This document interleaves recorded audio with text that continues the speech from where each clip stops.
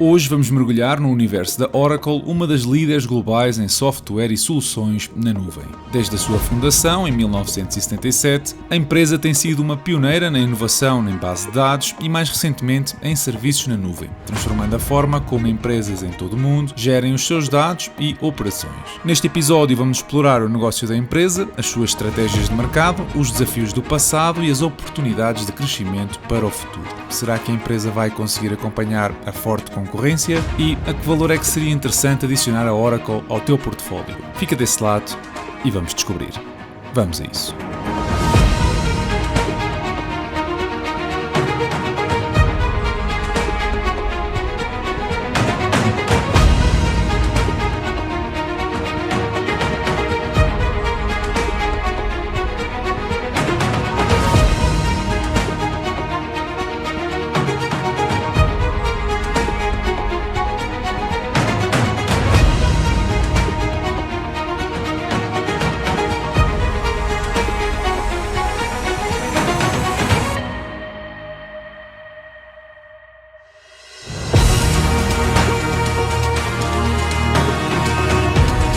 Olá e sejam bem-vindos a mais um episódio do canal Dividendos. A Oracle oferece produtos e serviços que atendem às necessidades da tecnologia de informação das empresas. Estes produtos e serviços incluem aplicações empresariais e soluções de infraestrutura que são disponibilizadas globalmente por meio de vários modelos de implementação flexíveis e interoperáveis. Estes modelos incluem implementações no local ou on-premise, baseadas na nuvem e também híbridas, como as ofertas Oracle Exadata Cloud e a Dedicated Region, que são instâncias da Oracle Cloud no data center do cliente. Além destas, a empresa tem ainda opções multi-cloud que permitem aos clientes usar os serviços da Oracle em conjunto com outras nuvens públicas. Entre esses clientes da Oracle estão empresas de diversos tamanhos, agências governamentais, instituições educacionais e revendedores, aos quais vende direta ou indiretamente por meio da Oracle Partner Network. Nomes como a Unilever, a Shopify, a Nvidia, Palantir e Vodafone são alguns dos clientes mais sonantes, mas 94% das maiores empresas do mundo usam o software da Oracle nas suas áreas da tecnologia de informação. E, para quem percebe pouco desta área, tudo isto pode parecer meio chinês, mas eu vou tentar dar-vos aqui alguns exemplos concretos. Por exemplo, uma empresa de produtos de inteligência artificial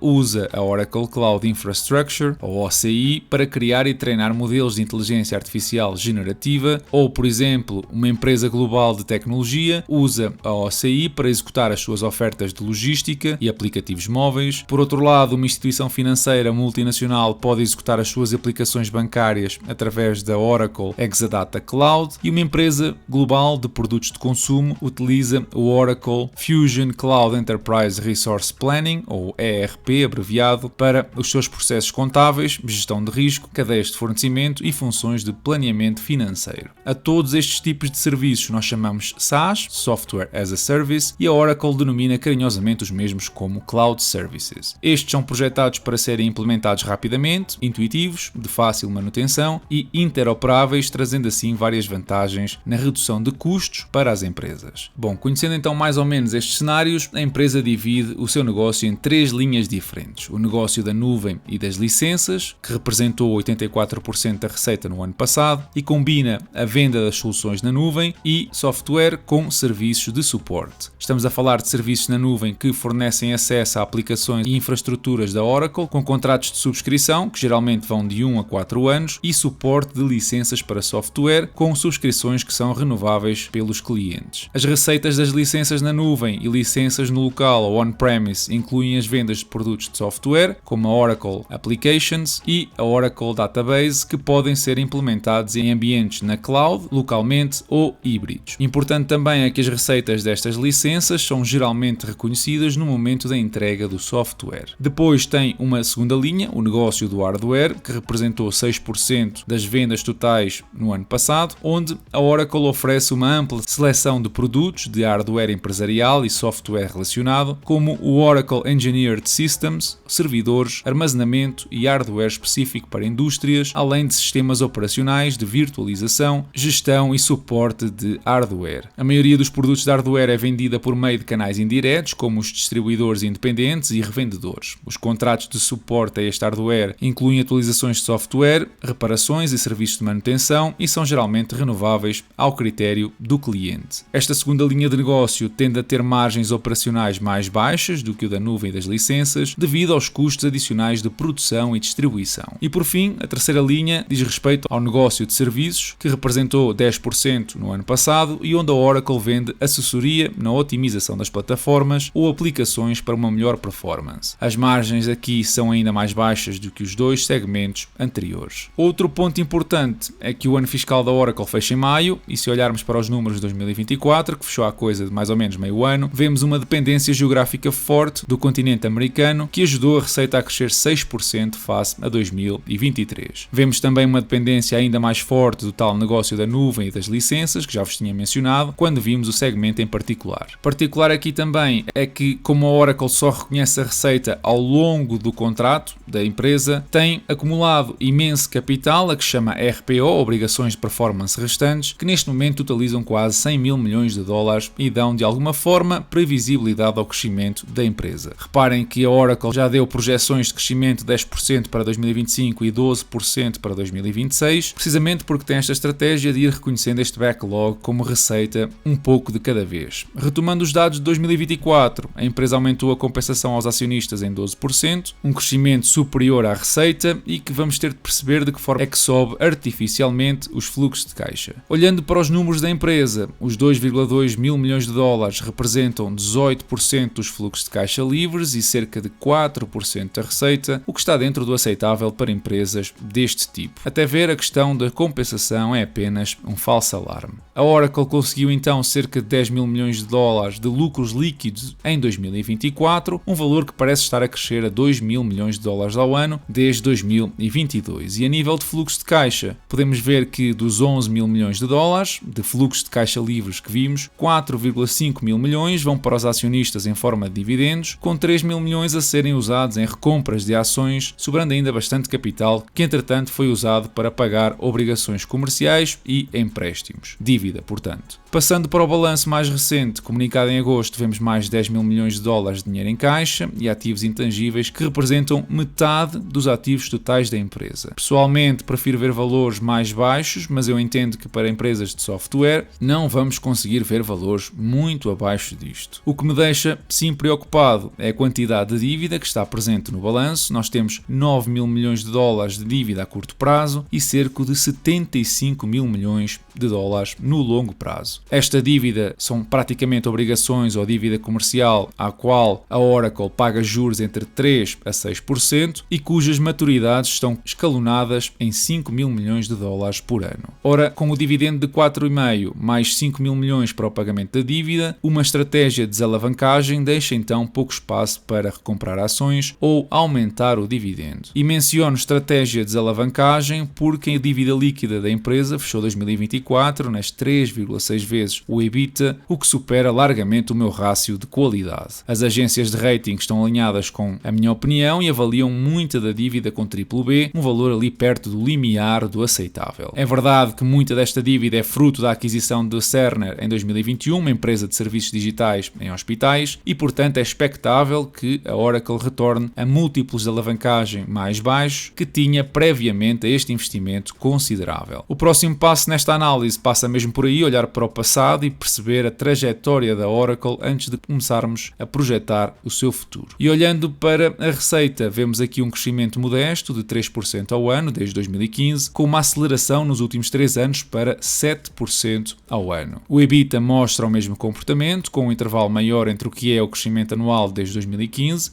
2,5%, para um crescimento desde 2021 de 15%. Já o lucro líquido mostra uma tendência mais irregular e, portanto, está praticamente nos mesmos valores de há 10 anos atrás, mas mais uma vez a aceleração nos últimos 3 anos é de 16% ao ano. Estas comparações a curto prazo beneficiam todas de um 2022 muito atípico, com o impacto da inflação nas margens da empresa, passando assim uma ideia de crescimento rompante, quando na realidade não houve uma evolução tremenda tremenda na operação. Olhando para o número de ações em circulação, vemos que a Oracle tem estado ocupada a recomprar agressivamente as próprias ações, representando um retorno anual de 4,5% aos seus acionistas, fora o dividendo que ronda 1,5%. Ou seja, no total e de certa forma garantido, a empresa conseguiu retornar perto de 6% todos os anos a quem investe na mesma. Este dividendo representou sempre uma parte muito conservadora dos fluxos de caixa livres e a nível de performance, a Oracle mostra um ROIC de 15%. Este retorno sobre o capital é efetivamente melhor do que a média do S&P 500, mas não estamos a falar de uma superação significativa. Uma lição a tirar daqui é que ter um bom retorno sobre o capital, mas um fraco crescimento, não nos serve de muito, e ao olhar para os fluxos de caixa livres, vemos precisamente uma ausência total de crescimento desde 2015. Aliás, a recompra de ações ajuda a mostrar crescimento igual à receita, de apenas 3,5%, mas, no geral, fechou 2024 com 2 mil milhões de dólares abaixo dos fluxos de caixa livres de 2015. Se olharmos para os últimos 5 anos, o crescimento não muda, mas dada a tal comparação favorável com 2022, o crescimento parece um milagre da multiplicação.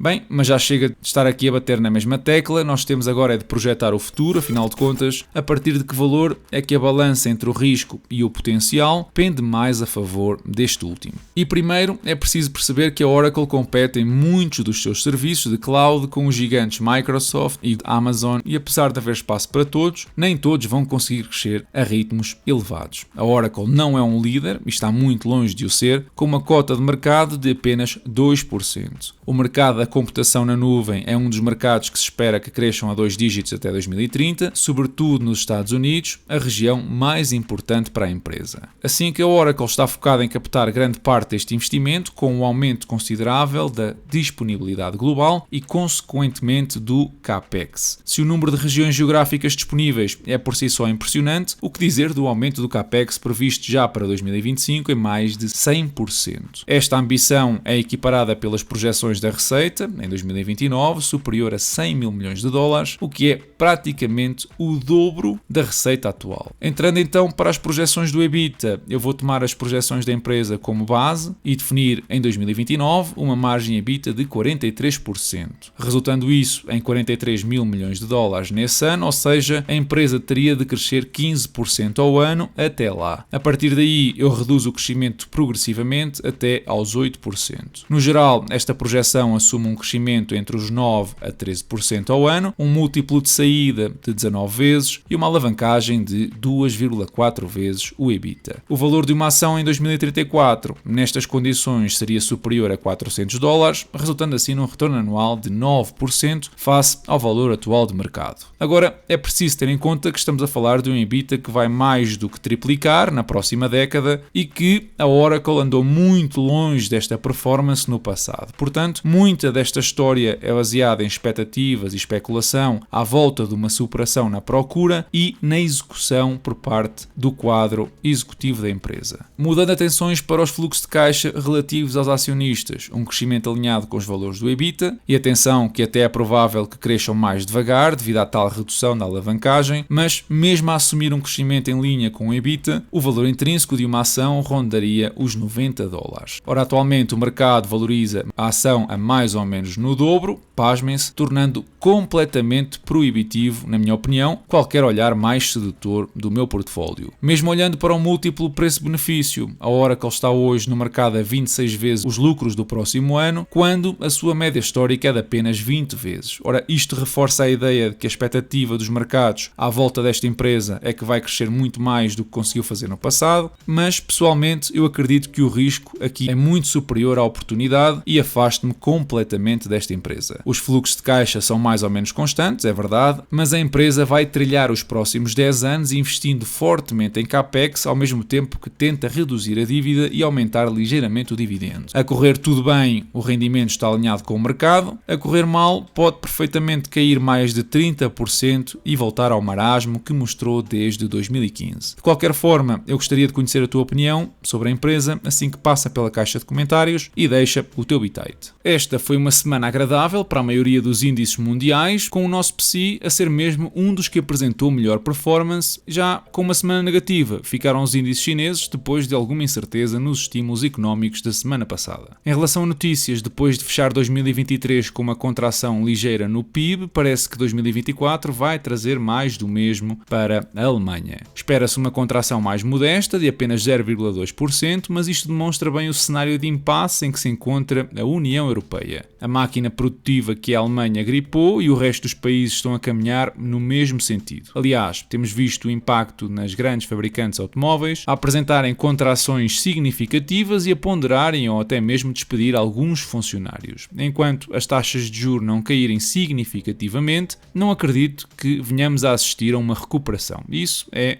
na minha opinião, certo. Um estudo da CMVM concluiu que os níveis de basófia entre universitários com conhecimentos financeiros é de apenas 10%. Se por um lado apenas 38% dos inquiridos se afirmam conhecedores de finanças, mais de 2/3 acham que os conhecimentos que têm são muito superiores à média da população portuguesa. E eu não censuro porque, ao fim e ao cabo, somos um país tradicionalmente iliterado financeiramente. O estudo demonstra também que a maioria detém 2 ou 3 tipos de produtos financeiros, sendo que estes produtos são, como seria de esperar, contas à ordem, depósitos a prazo e seguros. Olhando para o gráfico, vemos que, lamentavelmente, apenas 1/3 das pessoas que responderam ao inquérito investem, por exemplo, em ações. Este objetivo de aumentar a literacia financeira em Portugal ainda tem claramente um longo caminho pela frente. A inflação nos Estados Unidos voltou a cair para os 2,4%, mas ficou aquém das expectativas e não só ficou aquém, isto é, os 2,4% ficaram acima dos 2,3% esperados, como a inflação subjacente, ou core, como chamam por lá, subiu para os 3,3%. Isto reforça a ideia de que os próximos cortes do Banco Central americano vão ser de apenas 0,25%, dado que a inflação teme em não ficar abaixo dos 2%. Para os mercados, isto já era mais ou menos esperado e complementam a previsão de, nas próximas 4 reuniões, até março de 2025, assistirmos a 4 cortes de 0,25%. Está também a decorrer a Semana Mundial do Investidor, que tem o patrocínio da CMVM todos os anos, pelo que eu recomendo que passem pelo canal deles do YouTube e assistam às sessões gravadas diariamente. Em relação ao portfólio, não houve grandes novidades a nível de dividendos, mas houve uma mexida nas posições. Primeiro, vou começar pelos reforços, onde eu dupliquei o meu investimento na empresa Evolution AB e podes encontrar uma análise já publicada da mesma no YouTube. A Evolution está a atravessar um mau bocado devido a uma paralisação na Geórgia, mas eu acredito que é um problema passageiro. Já na direção oposta, decidi fechar a minha exposição ao banco Wells Fargo, tendo realizado um lucro de 85%, que se contabilizar os dividendos recebidos, alcança os 100%. Pessoalmente, acho que os bancos vão ter a vida mais difícil daqui para a frente. Primeiro, porque eu não acredito que as taxas de juros caiam tão agressivamente como se espera, e segundo, porque ao não caírem rapidamente, os empréstimos não são tão estimulados, enquanto os bancos sofrem a pressão das taxas de juros nos depósitos. O Wells Fargo tem também uma limitação do regulador que não lhe permite crescer e ainda não se sabe muito bem quando é que ele estará livre desta restrição. Passando para o estado do portfólio, fechou a semana perto dos 59% de valorização e arrecadou quase $27 nestes dias de outubro. E hoje ficamos por aqui. Apoia o canal deixando um like, passa pelo Patreon para ver mais análises como esta. Eu este mês já publiquei a SolarEdge e a AT&T e segue-me no Instagram, onde eu vou subindo mais conteúdo em exclusivo. Da minha parte, eu desejo-vos uma excelente semana e bons investimentos.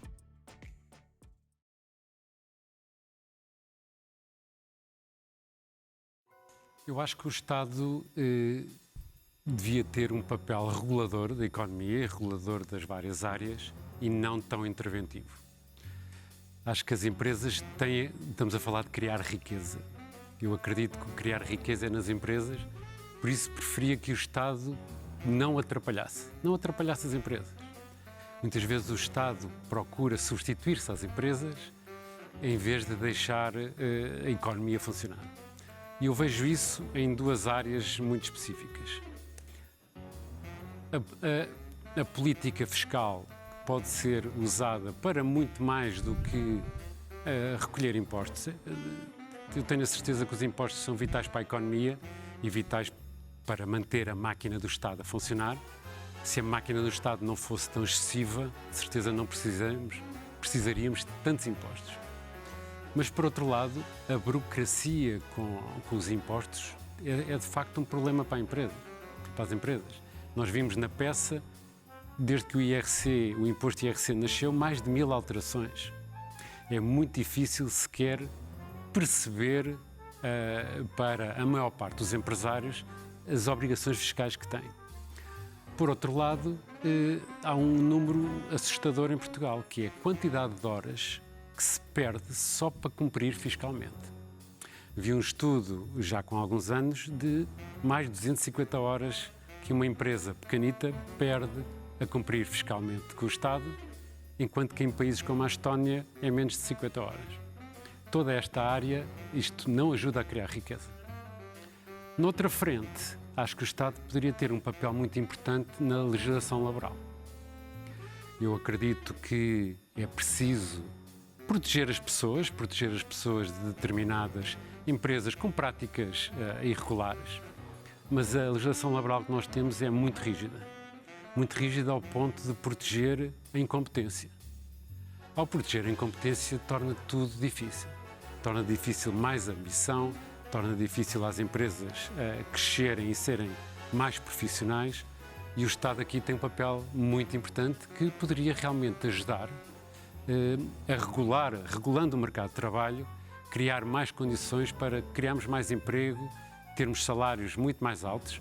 O salário mínimo é uma vergonha em Portugal, mas eu ainda fico... Vai subir no próximo ano? Vai subir uma boa percentagem acima da inflação, o que já é muito bom, mas mesmo assim vai subir para um valor que nos deve envergonhar.